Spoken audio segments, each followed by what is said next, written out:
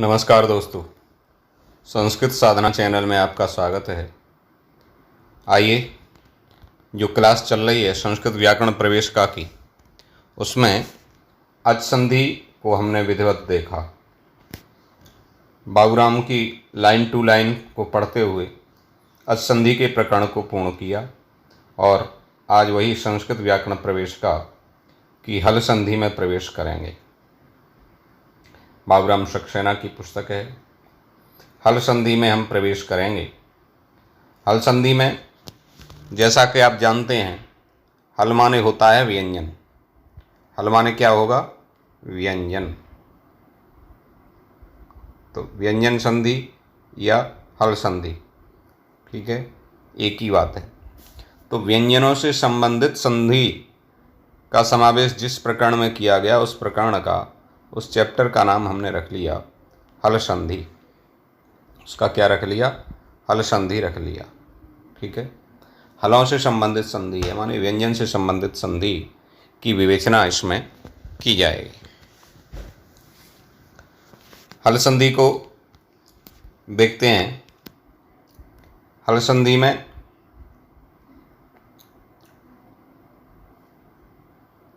जब सकार या तवर्ग सकार या चवर्ग के योग में आता है तो सकार और तवर्ग के स्थान में क्रम से सकार और चवर्ग हो जाता है। ये पहला सूत्र है हल संधि का।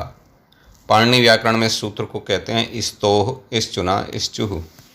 इस्तोह इश्चुना इश्चुः। ये इस्तोह इश्चुना इश्चु, ये सूत्र है। इसका अर्थ है, इस्तो का मतलब है सकार तवर्ग। तवर्ग माने ता था दा धा ना, सकार माने ये सा, सड़क वाला।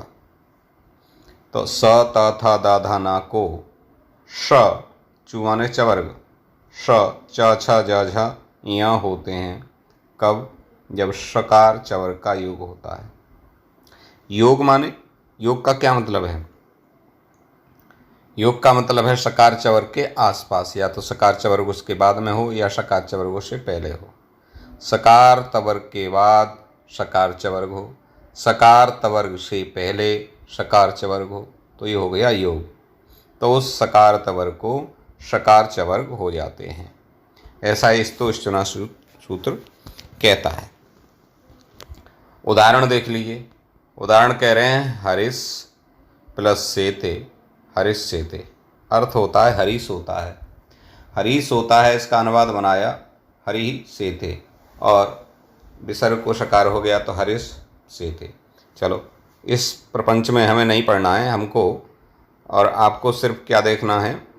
हरिश प्लस सेते है। हरिश प्लस सेते है। अब देखिए, सकार तवर्ग, तो यहाँ क्या है? सकार है। हरिश में क्या है? सकार है। और शा का योग है, शा बाद में है। सकार या चवर्ग का योग, तो शा बाद में है। तो ये पहले सा से दूसरे शा का योग है, तो पहले शा को भी क्या हो जाएगा? ये इस प्रकार का तालव्य सकार माने सीटी वाला शा हो जाएगा, तो हरिश सेते बन जाएगा। प्रश्न पूछता है हरिश सेते का संधि विच्छेद क्या होगा? तो हरिश प्लस सेते। हरिश सेते में संधि करने वाला सूत्र कौन सा है? तो ये सूत्र है इस्तोह इश्चुना इश्चु। इस संधि का नाम क्या है? इस संधि का नाम है इश्चुत संधि या हल संधि, ठीक है। दूसरा उदाहरण, इसी तरह से दूसरा उदाहरण है रामस प्लस चिनोती। रामस प्लस चिनोती है, और रामस में ये शा है। इस शा के साथ चकार का योग है, चिनोती चा का योग है। तो सकार का योग हो या चवर का चा छा जा झा, या किसी का भी, तो चकार का योग है। तो इस सकार को भी ये सकार हो जाएगा, इस सकार को ये सकार हो जाएगा, ठीक है। इस सकार को ये सकार हो जाएगा, तो ये सकार हो गया तो रामस चिनोती बन जाएगा। ऐसे सत दन चित है, सत प्लस चित है, सत प्लस चित है। अब देखिए, सत में तकार है, माने सकार या तवर्ग, ता था दा धा ना, और चित माने चा का योग है, चवर्ग का योग है। तो सत में जो ता है उसको भी चवर्ग माने चा हो जाएगा। जैसे तवर्ग के 5 अक्षर हैं, ऐसे ही चवर के 5 अक्षर हैं, तो तवर के 5 अक्षरों को चवर के 5 अक्षर होंगे, ता था दा धा न, और चा छा जा झा यहाँ होंगे, तो ता को क्या हो जाएगा, चा हो जाएगा, तो सच्चित बन जाएगा, सत्य और ज्ञान। समझ गए ना। सच्चित और हरिष्येते या रामस्येते बहुत बार पूछा जाता है। सच्चित को बहुत विशेष से आप तैयार कर लें, ता को चा होता है सच्चित। एक और उदाहरण दिया, सारंगिन प्लस जय। देखिए सारंगिन में ना है, ना किस में आता है, तवर्ग में, तवर्ग में ना आता है, और आगे जय, तो जा का योग है, जा किस में आता है, चवर्ग में, चवर्ग में, तो चवर्ग का योग हो गया। ठीक है, तो चवर्ग का योग होने से तवर्ग को भी क्या हो जाएगा, चवर्ग हो जाएगा। तो तवर्ग का कौन सा अक्षर है, न, पांचवा, ता था दा धा न, पांचवा अक्षर है, तो चवर्ग का जो पांचवा अक्षर होगा वो हो जाएगा, तो च छ ज झ यहाँ, तो ना के स्थान में क्या हो जाएगा, ना के स्थान में क्या हो जाएगा, यहाँ हो जाएगा, तो क्या बन जाएगा, सारिंगिन है, सारिंगिन जय, सारिंगिन प्लस जय, और ना को हो गया यहाँ स्तो हिश्चनाश्चु सूत्र थे, तो सारिंगिन जय, ऐसा बन जाएगा। सत प्लस शिष्य है, देखिए सत प्लस शिष्य है, तो सत में तकार है और शकार का योग है, माने शा का योग है ये शकार, तो सत में जो तकार है उसको चकार हो जाएगा, तवर्ग को चवर्ग होता है ना, तो तवर्ग, तवर्ग का पहला अक्षर है ता और चवर्ग का पहला अक्षर है चा, तो ता को क्या हो गया, च, तो सच शिष्य, सच शिष्य। ठीक है, सच शिष्य, और सच छोटी से इस सा को, जो शिष्य का सा है उसको छा हो जाता है, तो सच शिष्य ऐसा रूप बनता है। ठीक है, सच छोटी आगे बताया जाएगा, ये कह रहे हैं। तो इसमें स्तोह इष्टनाश्चु सूत्र को हमने पढ़ा, स्तोह इष्टनाश्चु सूत्र और उसके उदाहरण पढ़े। कोई उदाहरण समझ में नहीं आया तो आप कमेंट करके पूछ सकते हैं, फिर से बढ़िया तरह से, कोई बात नहीं आएगी तो आपको समझाने का प्रयास किया जाएगा, कोई बात हो तो आप कमेंट करके बताइए। अपवाद, देखिए एक और सूत्र है 7, तो अपवाद कहते हैं जब तवर्ग शा के बाद आते हैं तो उनके स्थान में चवर्ग नहीं होते। शवर्ग के बाद तवर्ग आएगा, माने शा के बाद, कौन से शा के बाद, इस वाले शा के बाद, त थ द ध न, कोई भी अक्षर आएगा तो इनको च छ ज झ या नहीं होंगे। ठीक है, ये नहीं होंगे शा के बाद आने पर, शा के बाद आएंगे माने शकार का आया और चवर्ग का योग हो, ये बताया। योग का मतलब मैंने आपको बताया, चाहे शकार और चवर्ग पहले हों या बाद में हों, तो चवर्ग पहले होंगे तो ये संधि हो जाएगी, किंतु शकार यदि पहले होगा तो ये संधि नहीं होगी, ऐसा सूत्र कहता है 7। जब तवर्ग सकार के बाद आते हैं तो उनके स्थान में चवर्ग नहीं होते, जैसे विष धन ना है, विष प्लस ना है। अब देखो नकार क्या है, ये तवर्ग है, ये क्या है, तवर्ग है, और सा का योग है, शकार चवर्ग का योग होना चाहिए तो शा है, तो इसको ना को क्या हो जाना चाहिए, यहाँ हो जाना चाहिए, तवर्ग है तो चवर्ग का अक्षर 5वां है यहाँ, तो यहाँ हो जाना चाहिए, तो इस्तो इष्टना सूत्र से यहाँ हो जाना चाहिए, किंतु 7 सूत्र उसने मना कर दिया, नहीं ऐसा नहीं होगा, तो ऐसा का ऐसा ही बना रहा, विष्णु ऐसे ही प्रश्न। ठीक है, प्रश्न है, यहाँ भी संधि नहीं हुई, ये भी अपवाद है, तो ये विष्णु प्रश्न बने। बाबूराम सक्सेना जो संस्कृत व्याकरण प्रवेश का की है और उसके अंतर्गत संधि हैं, तो जो आवश्यक है जिस तरह से उतना आपको बताया जा रहा है। इसकी और विधि जो व्याकरण परंपरा से पढ़ने वाले विद्यार्थी हैं और वो पठित भी हैं, पढ़े होंगे तो वो सब जानते होंगे, व्याकरण पाणिनि व्याकरण के अनुसार तो पूरा परंपरागत कैसे प्रयोग की सिद्धि होती है वो बताया जाता है, किंतु बहुत विस्तृत यहाँ आपको आवश्यकता नहीं है। यहाँ आपके लिए मुख्य जो विषय है वो है कि जो प्रयोग बन रहा है उसका संधि विच्छेद क्या है, और संधि विच्छेद के बाद वो संधि होने के बाद क्या बना, किस सूत्र से हुई और क्या परिवर्तन हुआ, ये आपको समझने बहुत आवश्यक है, तो वही बातें मुख्य रूप से आपको बताई जा रही हैं।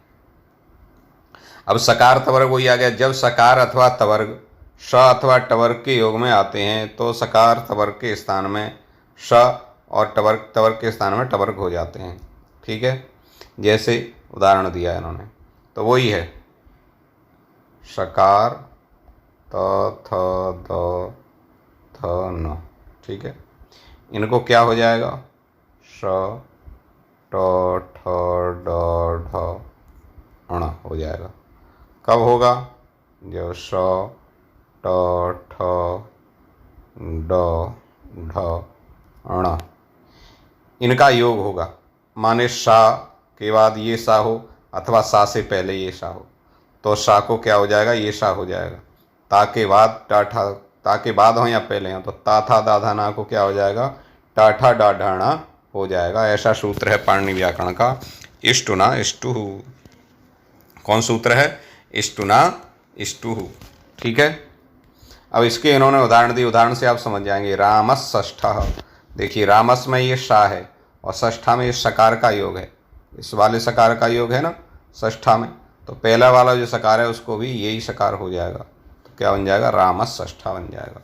ऐसे ही रामस धन टीकते है, रामस में सकार है और टवर्ग का योग है ट, तो सकार को भी ऐसा सा हो जाएगा षटकोण वाला, तो रामस टीकते बन जाएगा। रामस षष्ठः रामस टीकते इत्यत्र का संधि, तो इस संधि को कहते हैं इष्टुत्व संधि। कौन सी, इष्टुत्व संधि कहते हैं, इसको कहते हैं इष्टुत्व संधि, इष्टुत्व संधि कहते हैं। इष्टुत्व संधि करने वाला सूत्र कौन सा है, तो सूत्र है इष्टुना इष्टु। रामस टीकते, इसका संधि विच्छेद क्या होगा, तो संधि विच्छेद होगा रामस प्लस टीकते, रामस प्लस षष्ठः रामस षष्ठः, ऐसे बन जाएंगे। सकार को सकार हो जाएगा, जो सड़क वाला सा है उसको षटकोण वाला सा हो जाएगा। तत् प्लस टीका है, तत् प्लस टीका, तो तत् में ता है और टीका टकार का योग है। मैंने कहा ना टा ठा डा ढाणा, चाहे इधर हो चाहे इधर हो, तो टा है ये, तो टा है तो ता को भी क्या हो जाएगा, टा हो जाएगा। ता में टवर्ग में कितने अक्षर हैं, ता थ द ध न, 5 अक्षर, और टवर्ग में कितने अक्षर हैं, ट ठ ड ढ ण, तो तवर्ग को क्या हो जाएगा, तवर्ग को टवर्ग हो जाएगा, तो ता था दा धा ना को टा ठा डा ढा ण ऐसा हो जाएगा, ठीक है। तो ता जो है तत् का ता है दूसरा वाला और टवर्ग का योग है टीका, तो इसको क्या हो जाएगा, तो क्या हो जाएगा, इसको तट्टीकः ऐसा बन जाएगा, तट्टीकः, तट्टीकः बन जाएगा ना।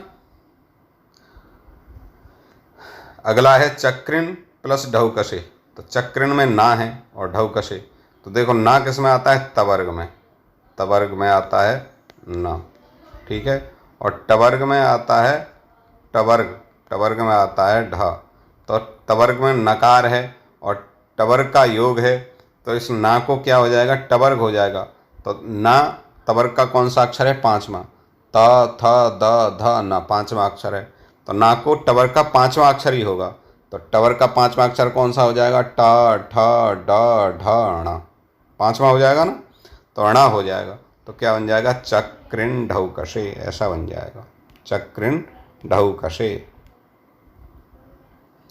आगे है पेश प्लस ता।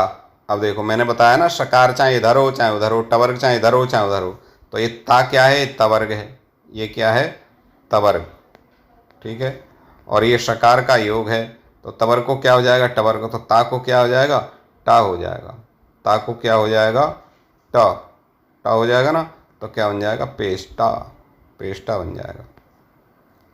कहते हैं पदांत टवर्ग से परे नाम प्रत्यय नाम तथा नवती नगरी शब्दों को छोड़कर, ये मान लीजिए नाम, नाम, नवती और नगरी, नाम, नवती और नगरी शब्दों को छोड़कर कोई तवर्ग वर्ण या सकार हो तो उसके स्थान में टवर्ग या सकार आदेश नहीं होता है। पदांत टवर्ग से परे, देखो पहला सूत्र था स्तो इष्टुना इष्टु, वो सकार तवर्ग को सकार चवर्ग करता है, किंतु वहाँ एक निषेध वाक्य आया सात, उसने कहा सकार से परे यदि तवर्ग होगा तो उसको चवर्गादेश नहीं होंगे, माने शाह जो सीटी वाला सा है उसके बाद ता था दादा ना आएंगे तो उनको चवर्ग नहीं होगा। अब दूसरा सूत्र आया कि सकार तवर्ग के स्थान में सकार टवर्ग होते हैं, इष्टु ना इष्टु, तो यहाँ भी एक निषेध वाक्य आ गया, न पदांता टोरनाम, न पदांता टोरनाम, ये कहता है कि पदांत टवर्ग से परे, टवर्ग से परे है नाम नवती नगरी को छोड़ करके यदि तवर्ग का कोई अक्षर होगा या शकार होगा तो उसके स्थान में ष्टुत संधि नहीं होगी, माने टवर्ग और शकार नहीं होगा। ठीक है, इसको देख लिए। सठ संता, जो निषेध वाले हैं उनको विशेष रूप से आपको तैयार करना है, क्योंकि उनको विशेष रूप से पूछ लिया जाता है परीक्षा में, और कुछ तो इसमें बड़े महत्वपूर्ण हैं, जैसे ये अक्षर पूछा जाता है ना, ये पूछ लिया जाता है। तो जो अत्यंत महत्वपूर्ण हैं उन पर विचार आप करते रहें। देखिए, सठ प्लस संता है, सठ प्लस संता। अब सठ में ये टकार का योग है टवर्ग का, और संता सा है, तो इस सा को ऐसा सा हो जाना चाहिए। ठीक है, षटकोण वाला, किंतु इष्टुनाष्टु सूत्र से, किंतु न पदांता टोरनाम ने निषेध कर दिया, निषेध वाक्य लग गया है ना, निषेध का नियम है ये, निषेध का नियम है, तो निषेध का नियम लग गया, तो इससे निषेध हो गया। निषेध हो गया तो सकार को शकार नहीं हुआ, तो सठ संता ऐसा ही बना रहा। सठ ते तो सठते ही बना रहा, ते को टे नहीं हुआ, नहीं तो सट्टे बनना चाहिए था, नहीं तो सट्टे बनना चाहिए था, ता को टा हो जाता, किंतु नहीं हुआ, निषेध कर दिया। न पदांता टो नाम तो सटते ही रहा। परंतु सड़ नाम, अब नाम नवती नगरी तीन को छोड़ करके, नाम नवती और नगरी तीन को छोड़ करके कहा, तो जहाँ भी नाम आया, यहाँ भी नवती आई, जहाँ भी नगरी आई, वहाँ ये निषेध वाक्य नहीं लगा। तो सड़ प्लस नाम है।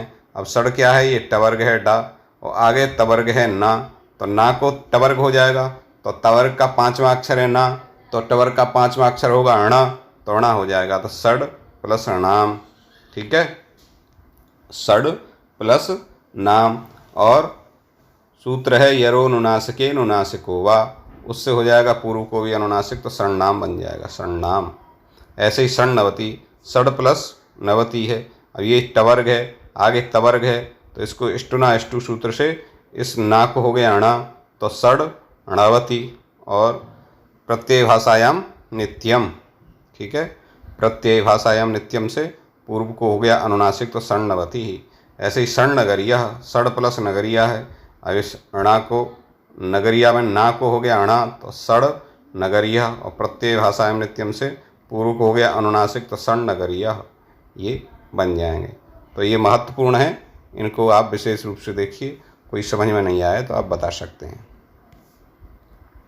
आगे देखिए, यदि तवर्ग के किसी अक्षर के बाद सकार आवे तो उसके स्थान पर मूर्धन्य नहीं होता।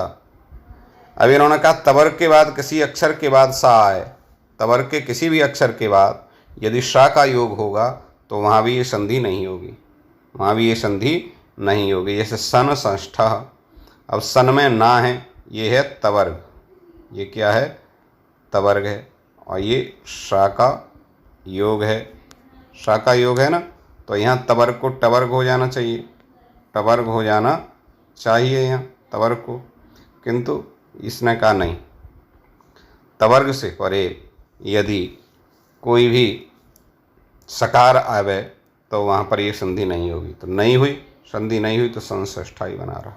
तोसी, तोसी सूत्र है पाणिनि व्याकरण का, तोसी,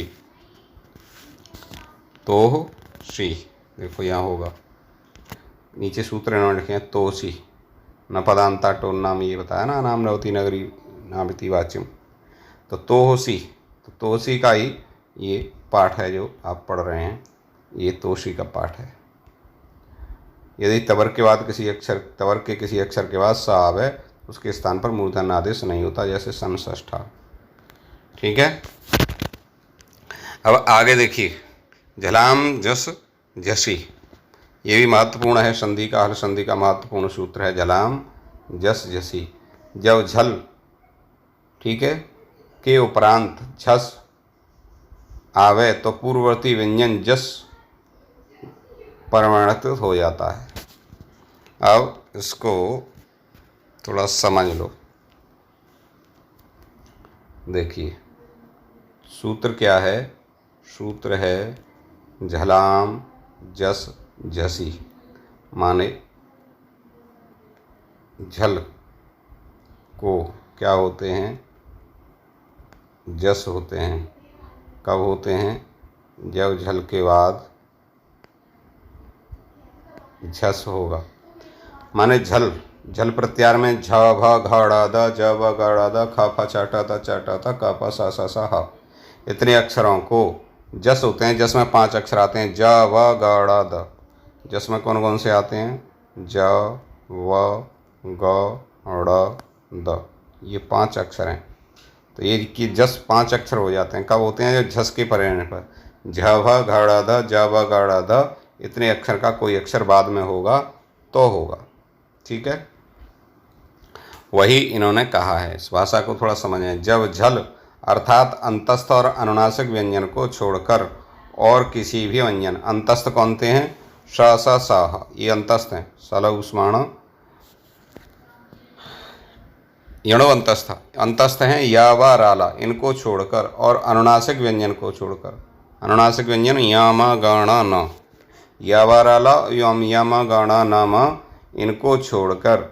ठीक है, झल किसी के उपरांत झस अर्थात किसी वर्ग का तीसरा अथवा चौथा अक्षर आवे।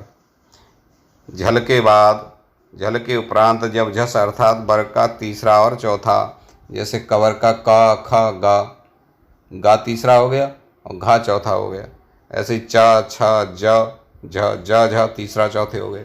तो तीसरे चौथे वर्ण आवें तो पूर्ववर्ती व्यंजन जस अर्थात अपने वर्ग के तीसरे वर्ण में परिणत हो जाएगा। वो अपने वर्ग का उसमें तीसरा अक्षर हो जाएगा।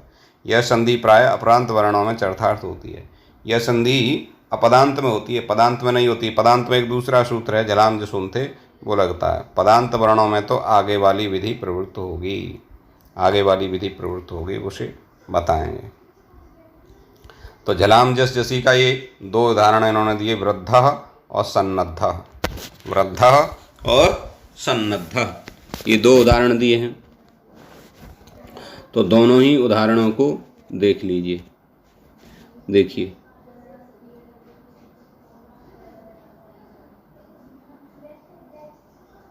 वृद्ध प्लस ध।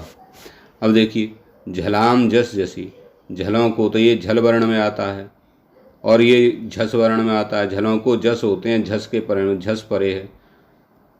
तो झल वर्ण का मतलब है झ भ घ ड़ ध ज व ग ड़ द ख फ छ ठ थ छ ठ थ क प श श श ह।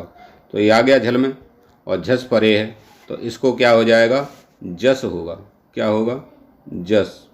और जस में कौन कौन से अक्षर हैं? ज ब ग ड़ द, ये 5 अक्षर होंगे। 5 अक्षर में से कौन सा हो? तो धा किसके वर्ग में आता है? धा आता है त थ द ध, तवर्ग में। तो तवर्ग का जो अक्षर होगा इन 5 में वो हो जाएगा। तो धा तवर्ग में है तो यहाँ तवर्ग का अक्षर क्या है? दा है। तो इसके स्थान में क्या हो जाएगा? दा हो जाएगा। क्या हो जाएगा? द। ठीक है, तो वृद्ध ध और मिला दो तो क्या बन जाएगा? वृद्ध, ऐसा बन जाएगा, वृद्ध। ठीक है, ऐसे ही सन्नद्ध, सन्नद्ध प्लस ध। अब इस धा को हो गया द, तो सन्नद्ध प्लस ध बराबर सन्नद्ध, ऐसा बन जाएगा। ये किस सूत्र के उदाहरण हैं? झलाम जस झसी। किस सूत्र के उदाहरण हैं? झलाम जस झसी, इसके। तो ये संधि इसमें ध्यान रखना है, वृद्धा में संधि करने वाला सूत्र है झलाम जस झसी। झलाम जसोंते मत कर देना कभी भी, ये भूल मत करना। आगे सूत्र है झलाम जसोंते। देखिए सूत्र नीचे लिखे हैं ना, झलाम जसोंते। झलाम जस जसी और झलाम जसोंते दोनों यही संधि करते हैं, किंतु ये पदांत में करता है और वो अपदांत में, ये अंतर है। ठीक है, वो अपदांत में करता है, ये पदांत में करता है। तो झलाम जसोंते का क्या नेम है वो ये बता रहे हैं। देखिए कह रहे हैं पदांत के झल के स्थान में जस आदेश हो जाता है। पदांत में झल के स्थान में जस आदेश हो जाता है। झल के स्थान में जस आदेश में वही 5 अक्षर ज ब ग ड़ द होते हैं। तो जैसे इन्होंने दिया बागीश, बहुत महत्वपूर्ण है, वेरी वेरी इंपॉर्टेंट है, ये बार बार पूछा जाता है। तो बाक प्लस ईसा है, क्या है, बाक प्लस ईसा, बाक प्लस ईसा है, ठीक है। अब देखो बाक में का है, ये का जो है किस में आ गया, ये आ गया झल में, इनको जस होते हैं। तो का कवर्ग का है, तो कवर्ग का अक्षर जो होगा जिसमें वो हो जाएगा, तो ज व ग ड़ द, गा है, का खा गा घा गा, ये 5 अक्षर है ना, तो इसके स्थान में हो जाएगा ग। तो वाग प्लस ईसा, और इसे मिला दो, ई गा में मिल जाएगी ना, तो वा गी बागीसा, ऐसा बन गया ना, बागीसा। ऐसे ही जलमुख गर्जती, जलमुख गर्जती है, जलमुख प्लस गर्जती। अब जलमुख में का है, का को हो जाएगा ग, तो जलमुख गर्जती, का को क्या, का को ग, तो जलमुख गर्जती बन जाएगा, जलमुख गर्जती। कौन सूत्र से, जलाम जसूनते से, जलाम जसूनते। आगे कह रहे हैं यदि यर प्रत्याहार को छोड़कर, आगे सूत्र है यरोनुनासिके नुनासिको वा, यरोनुनासिके नुनासिको वा। यदि यर प्रत्याहार को छोड़कर किसी अन्य पदांत व्यंजन, हा को छोड़ करके अन्य कोई पदांत व्यंजन, माने कोई भी पूरा है, हा को छोड़ करके जितने भी व्यंजन हैं उनके बाद कोई भी अनुनासिक वर्ण आवे तो यर के स्थान में उसी वर्ग वाला अनुनासिक वर्ण विकल्प से होता है, और यदि किसी प्रत्यय का अनुनासिक वर्ण आवे तो वो नित्य होता है, प्रत्यय भाषायाम नित्यम। यहाँ ये समझना है कि किसी भी अक्षर के बाद, हा को छोड़ करके किसी भी अक्षर के बाद, है ना, हा को छोड़कर, ठीक है, जैसे क प्लस न है, क प्लस न है, तो इस का को अनुनासिक हो जाएगा, का को क्या हो जाएगा, यर के स्थान में उसी वर्ग का अनुनासिक अक्षर होगा। तो का जो है ये किस वर्ग का है, कवर्ग का, तो कवर्ग का अनुनासिक अक्षर क्या है, ग, तो का के स्थान में क्या हो जाएगा, ग हो जाएगा, ठीक है। जैसे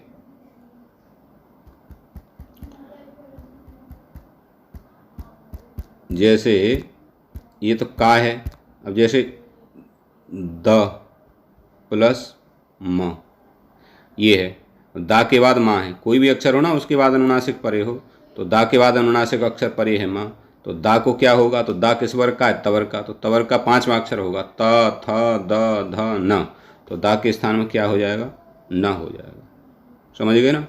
ऐसे ही पा के बाद माँ है, तो पा के स्थान में क्या होगा, पवर्ग का 5वां अक्षर है तो माँ हो जाएगा। पा के बाद या है, या, तो प प्लस या, तो पा को क्या होगा, माँ होगा, क्योंकि माँ पवर्ग का 5वां अक्षर जो है माँ है, अनुनासिक अक्षर, ठीक है। उदाहरण से समझ लेते हैं, उदाहरण से समझिए, एतद मुरारी, एतद प्लस मुरारी है। अब देखिए एतद दा के बाद मुरारी माँ परे है, तो यरो अनुनासिके अनुनासिक होगा, किसी भी व्यंजन वर्ण के बाद हा को छोड़ करके यदि कोई अनुनासिक वर्ण होगा तो उस व्यंजन वर्ण को उसी वर्ग के अनुनासिक अक्षर हो जाएंगे, उसी वर्ग का 5वां अक्षर हो जाएगा। तो दा है, एतद में दा किस वर्ग का है, ता का 5वां अक्षर कौन सा है, ता था दा धा न, तो दा को क्या हो गया, न हो गया, तो क्या बन गया, एतन मुरारी, ठीक है।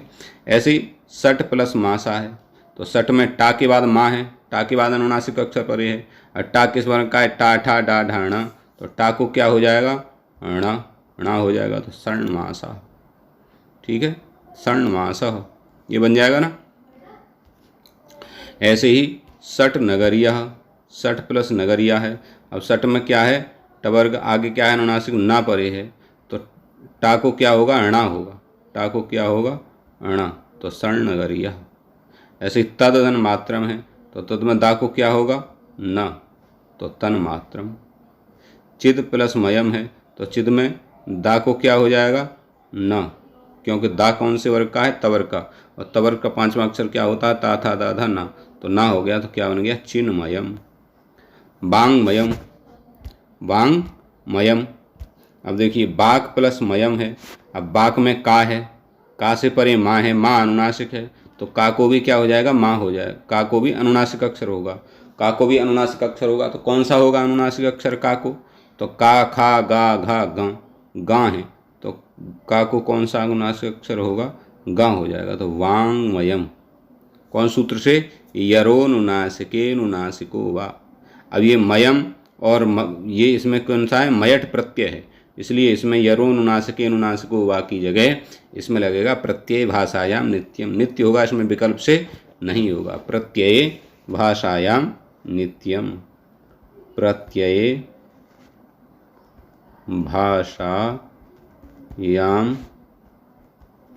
नित्यम, प्रत्यय भाषायाम नित्यम हो जाएगा, तो नित्य हो जाएगा, तो वांगमयम चिन्मयम, चिद प्लस मयम चिन्मयम, बाक प्लस मयम वांगमयम, ऐसा बन जाएगा। अब कहते हैं तवर के बाद यदि ला आवे तो उसके स्थान में ला हो जाता है। तवर के बाद यदि ला आवे तो उसके स्थान में क्या हो जाता है, ला हो जाता है। ठीक है, तो तवर तत् प्लस लय, तो तवर ता के बाद ला है, तो उस ता को भी क्या हो जाएगा, ला, तो तल लय। वृक्षात लंगुलम, तो ता के बाद ला है, ता को भी क्या हो जाएगा, ला, तो वृक्षाल लंगुलम। ना के स्थान में ला होगा तो वो अनुनासिक होगा, जैसे विद्वान प्लस लघसी, ये तवर्ग है ना, और आगे ला परे है, तो इसको भी ला होगा, ना को भी, किंतु ना कैसा अक्षर है, अनुनासिक अक्षर है, इसलिए ला भी कैसा होगा, अनुनासिक, तो विद्वान लिखती। तो ला कहते हैं अनुनासिक होते ही नहीं, तो कहाँ से हो जाएगा, तो होते हैं। यवला द्विधा, य व ला, ये दो प्रकार के होते हैं, अनुनासिक और अननुनासिक। ये अनुनासिक भी होते हैं और अननुनासिक भी होते हैं, इसलिए इनको ये अनुनासिक ला हो गया, तो विद्वान लिखती, ऐसा बन गया।